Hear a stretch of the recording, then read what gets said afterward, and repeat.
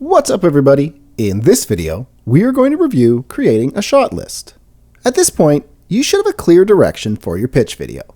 You have written a script, created a storyboard, sourced audio, and have compiled it into a minimum viable video. The last thing we will do before shooting your video is create a shot list. So what is a shot list, and why do you need one? A shot list is a document that maps out what will occur and what will be used in each shot of your pitch video. Before you create footage, you should create a shot list to identify everything you will need for each shot.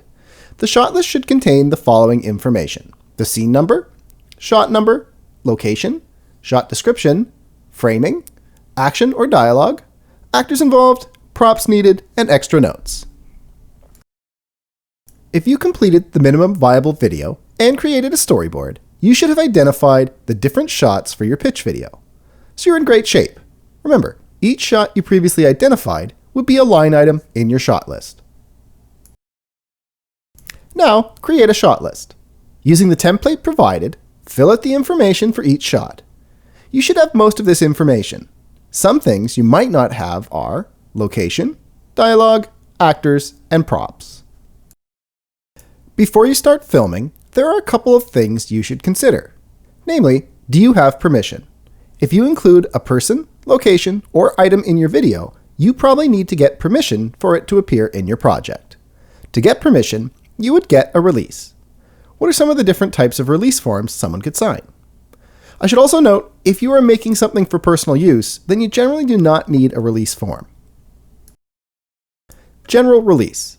This waives someone's right to approve or disapprove of your finished product. They also acknowledge that the production is conducted professionally, they are over 18, and that they are not breaching another contract by participating in your film. Talent release. This is normally part of a contract you might have with someone appearing in your production. It gives you the right to use their name, voice, image, and likeness. This covers many different types of media, including audio, video, and photography. Minor release. If someone in your production is a minor, then they need a parent or guardian signature to appear. Materials release. The materials release is used for obtaining permission to use photographs, video, film, or other media which may be copyrighted or owned by others. Location release. This is used when you wish to photograph, videotape, or record on property which you do not own. You need to get permission from the owner to use their space. When reviewing your shot list, what happens if you have something that you can't film? This will likely happen at some time during your career.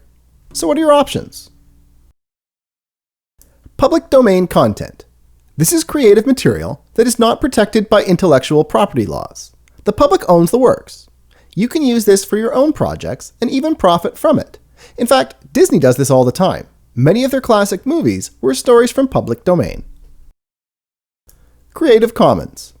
This is a model where someone has created a piece of content but allows you to use it freely or with attribution. There are different types of Creative Commons attributions to be aware of.